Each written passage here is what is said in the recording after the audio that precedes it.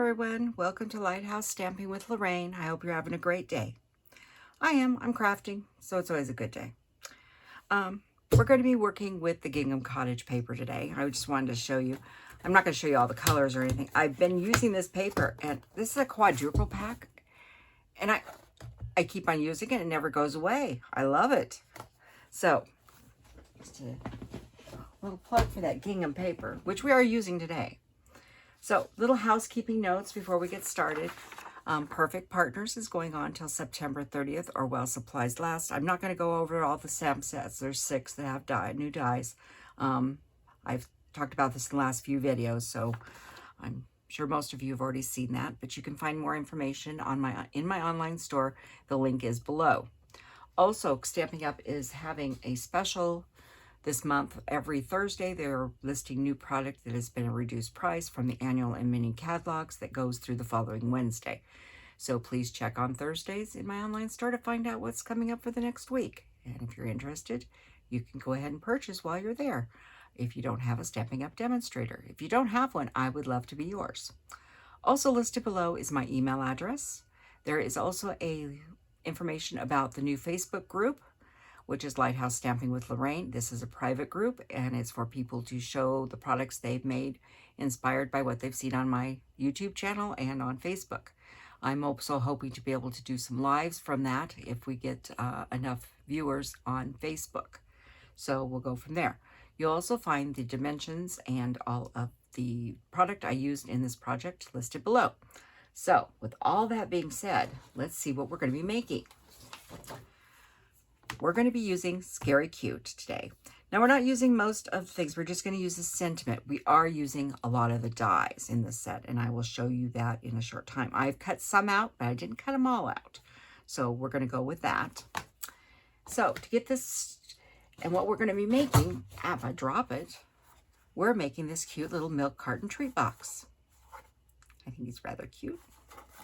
Little saying on the back. This one says Halloween Happiness. The next one's not going to say Halloween Happiness.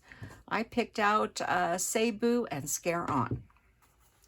So we'll be making this box. It is 2.5 by 2.5, and the crown here is 5.5 inches. So it's a sizable box. So let me move on and show you how to make that. First, we need a piece of Gorgeous Grape. And we do need to trim this paper because we need to be 8.5 by 10.5. So let me grab.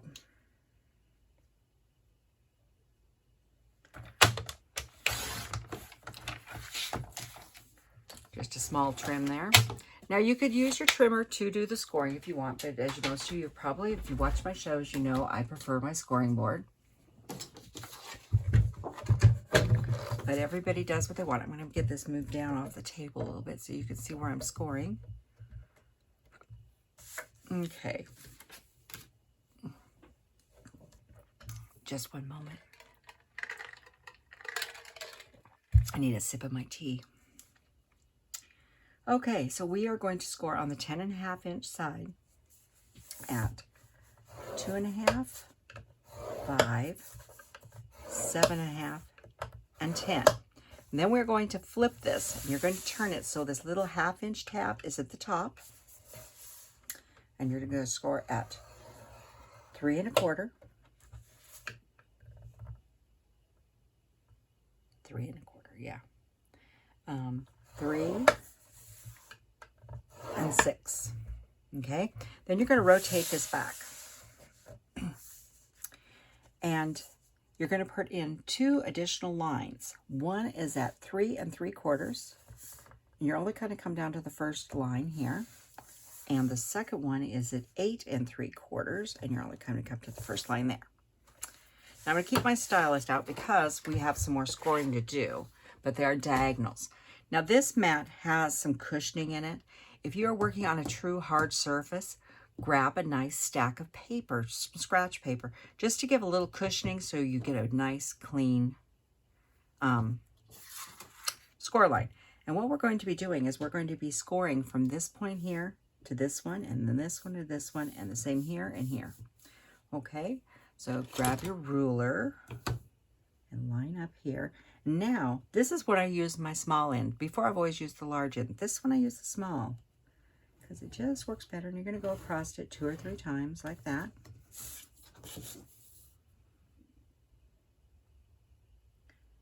And line this one up like that. Now I'm going to flip my paper because it's easier for me to see. Like I said, always flip your project to make it so it's easier. You can see what they're doing. And this one here.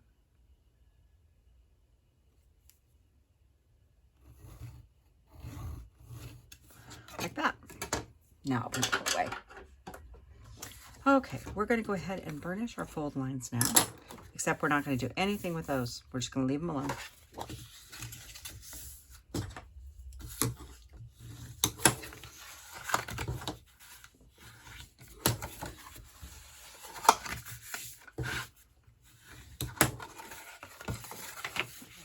This side.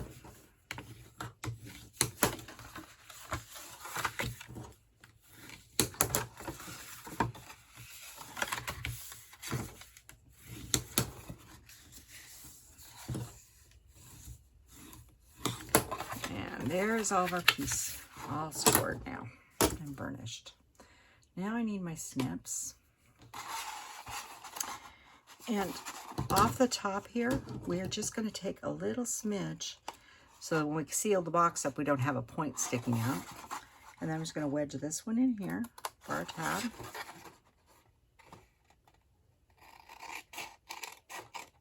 And we're going to trim this one up. And we're going to go straight up these lines.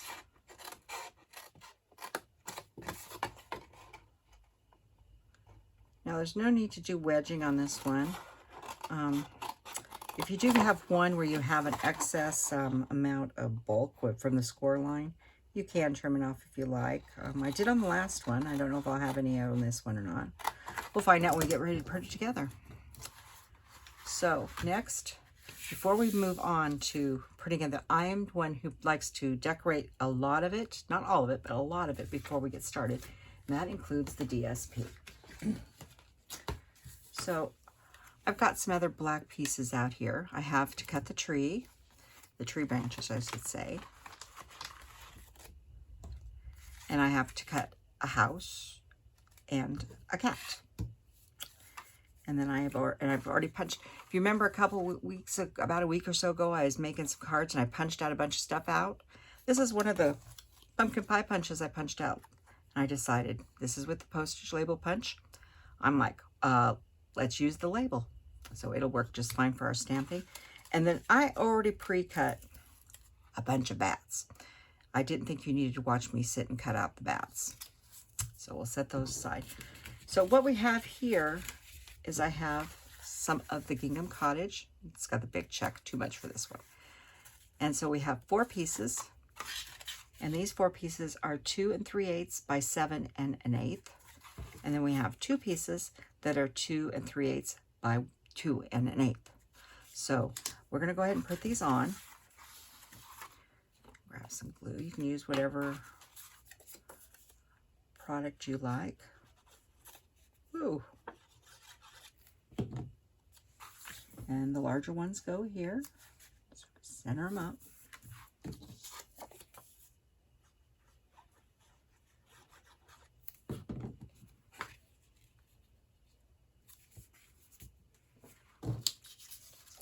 Like I said, this box does come together rather quickly.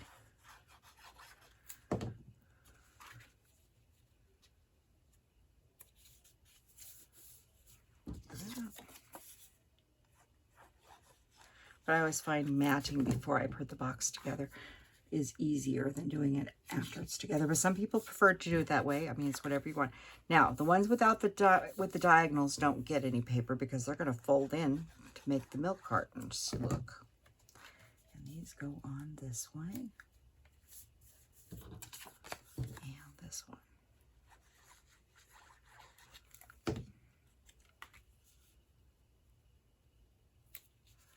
Just like that. Whoa, not like that though. Don't twist it while your glue's still wet.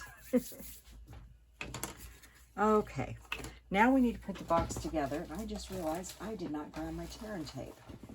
So I need to grab my tear and tape, which is eluding me now at the moment. Just one moment. Sorry to bear with you. I have a bag of craft stuff here I keep alongside, and it appears my tape has gone walkabout. Can you believe that? There it is. It's hiding. Sorry about that. So we're going to run a strip of tape along here, like that. And you could use glue on this. This is to me a little easier. Take your pick tool, or whatever you use to lift off the tape, flip it over, and flip this over. Since it's square, it all fits. So there's that. So the back of our box is right here. You see the back right here? It's got the seam. I'm going to flip it over. That means my front is right here, so we're going to flip him over. So I'm going to bring the sides in first. I'm checking to see if I've got any big bulk. I do have quite a big bulk right here, if you can see that. And so that is the front of my box. I'm just going to trim a little of that bulk off. Not a lot, just a little smidge. It makes the box a little neater in the front. So make sure I've got this correctly. That's the back. That's the front. So we're going to take the two sides. And put a little glue and bring in the next side. Put a little glue. Bring in the back piece.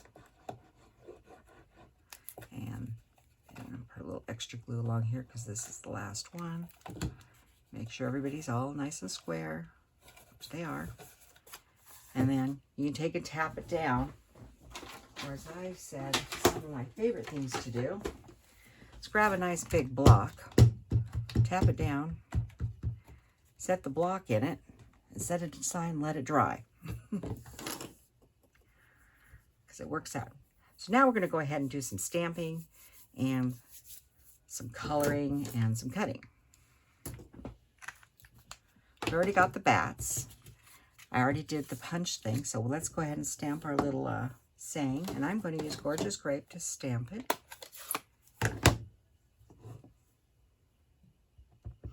Say boo and scare on. Frightening thing. And I'm just going to put that right in the center. Gorgeous Grape, so that's done. There's not much stamping on this one. You could do a lot more stamping. You could make the little people and stuff, but I opted not to. Then we need to cut some trees and our bats. Now I grabbed, this is the tree die and the cat and the spooky house, if I can get it out of the bowl. Anyhow, these are the three things we're still going to cut out for this card. So move them over here. And grab little Cranky. This is my Stampin' Cut and Boss machine. You know, the happy little cranky thing. Grab his plates. There's plate 1, plate 2, and another plate 2. Oh, it's time to rotate. Remember, they will get a little bowed. And you see this one is slightly bowing. It's time to move him. I try to remember to turn it off and on every other time. So we're going to go. Now, the tree one we're cutting out is a specific size of paper. The other one is just a piece of scrap paper. But the tree actually is a specific size. And this piece of paper is 2 3/4 by 2 7/8. And that's that size, so he fills up the front of the box perfectly. So we're going to put him on our plate, and then we're going to take the tree branch, which I didn't knock all the stuff out. Make sure you always clean out your dies before you put them away and try to use them again. And if you can see here, I'm lining this up, trying to get nice, even sides around there. We'll use a couple Post-its here. So I do not want this to move on me. Now we'll put the other plate over the top.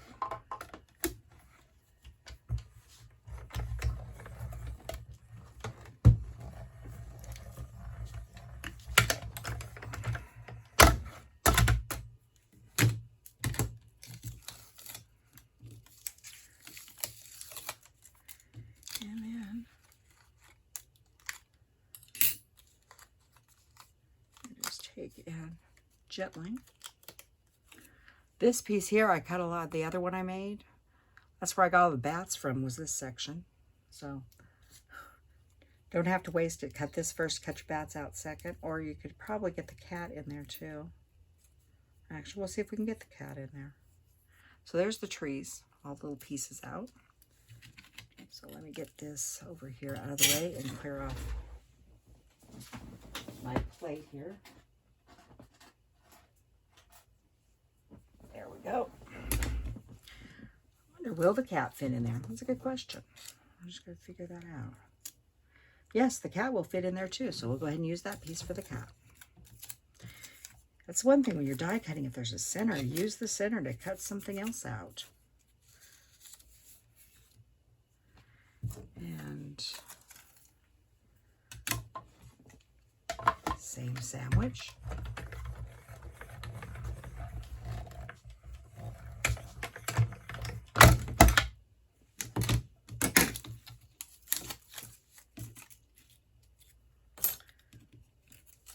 And get my little cat off there. He's frightful. He's a frightening little guy. Off my plate. I'm bending around as I have a garbage can sitting to the side of me, so I can just throw all my bits right into the garbage can, and I don't have them all over the floor or me. So then we just have to cut out the house. So we'll only use a piece of this cardstock, and I'll save the rest for something else.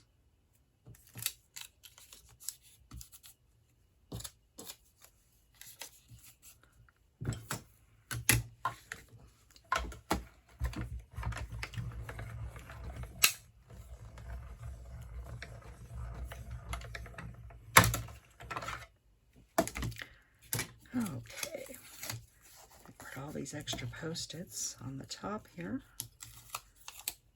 There's still life left in them. They can still work. And they'll be there for the next time I need the little cranky there. And there's our house. We'll get a few of the little pieces out of that.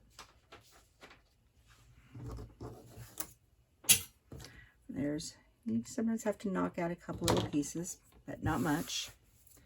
And there's our house. Get all this. One moment here as I do a little tidying. I have little pieces all over the place.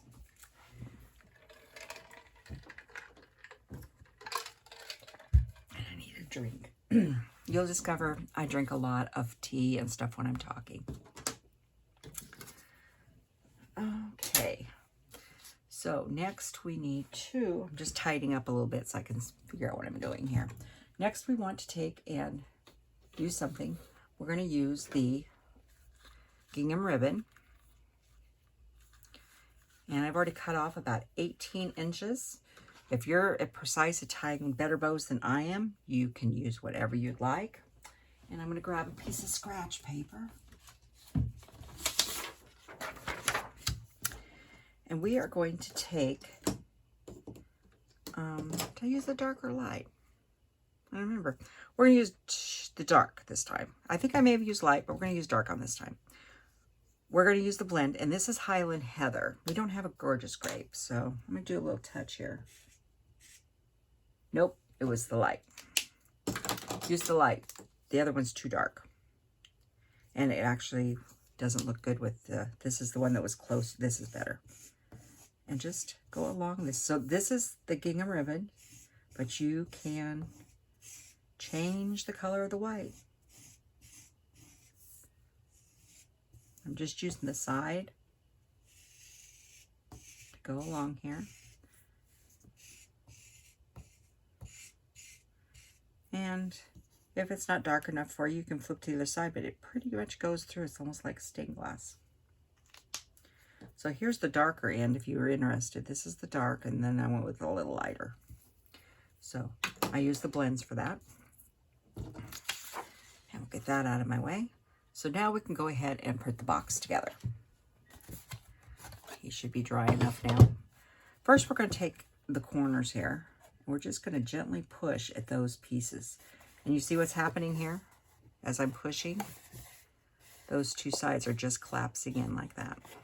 make a perfect little milk carton shape. Okay, now I needed something to hold this. You could use a clothespin, whatever you have. I grabbed a binder clip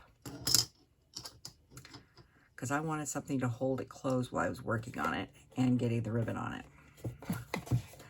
I don't have an extra pair of hands, so that's my extra hands. And this is my back of my box because you can see the fronts here. So this is the front. So we're going to decorate the front first. The front of this box, I'm going to flip them over now. And then we're going to put that right there.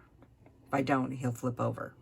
So that's, you see what I'm, use all kinds of things to help prop up projects so they lay flat, and blocks do a really good job. This is going to drive me nuts. Just a moment. I have a corner that's flipping out.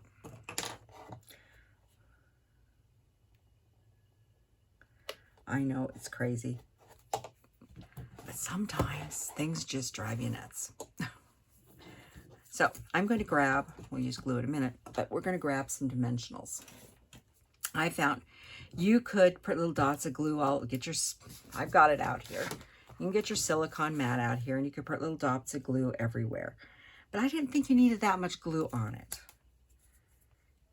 This is for a child, you know, or maybe even an adult, but I don't think they're going to be playing with it that much. So I'm going to, you can do them that way, but they seem to ball up a little. Or you take the back of your thing, and there is a right and wrong side to this. You can see when you die cut, it rolls in when you die cut it. And just take the corners and put a little glue dot on each of the corners. Now, if you want more glue on here, you could, you know, do the little dapping here, and, you know, my glue's being fussy and I don't want to get a big blob, but you could put them there, you know, wherever if you want it. But I didn't think it was that necessary. And this should line up right over that gingham piece. It's the exact same size as the gingham piece, because the gingham piece is your background. Like I said, if you want some more glue to hold it on there, you could. I didn't really think it was that necessary.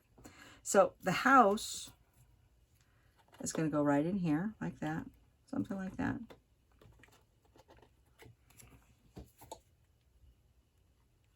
And I just put a little glue here and a little bit there.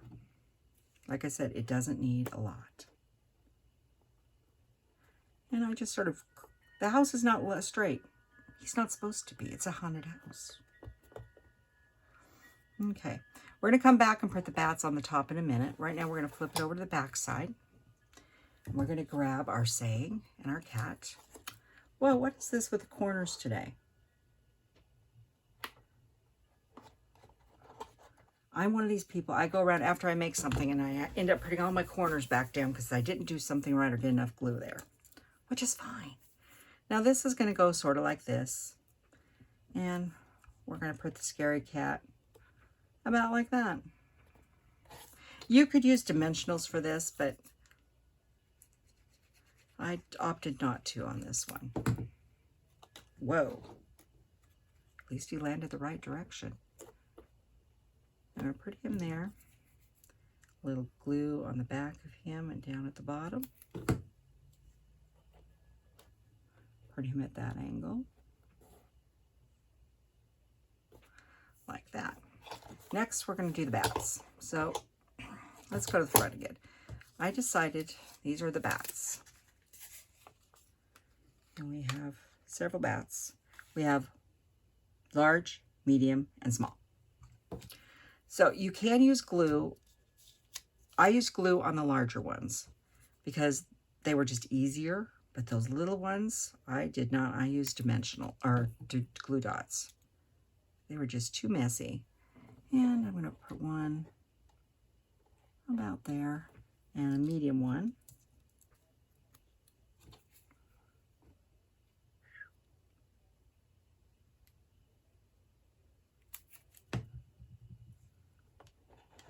Oh, about like that.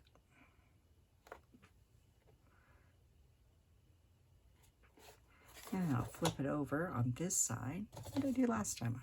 I put the big one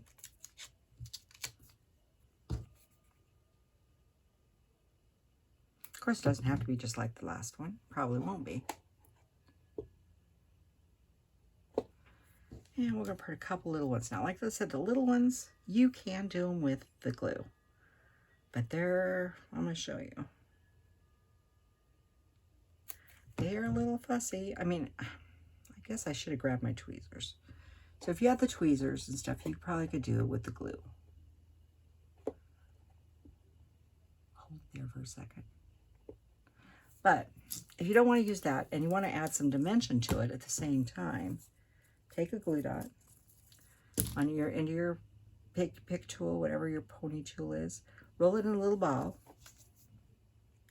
and put it on one wing like that, and you get the other wing.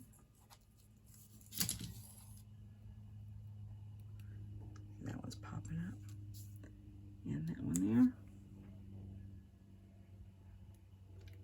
And you, not quite as messy, but you do get some dimension. Then I usually take my tool and just poke if there's any sticking out from outside. It gives a little dimension to it, but not much. So you could do it either way you wanted. So there's the bats. So there's both options, glue. I suggest if you have glue and you're going to glue the bats, I'd make sure you have your tweezers. Mine have sort of gone away. I have a little Lazy Susan with some boxes I made off to the side, and someday I'll show you what it looks like when it's not a disaster. But my scissors took a walkabout. So I'm going to grab one glue dot, and I'm going to put on the back of the box here, right in the center of this box, in the crease here, I'm going to put a glue dot, sort of rolled up and small.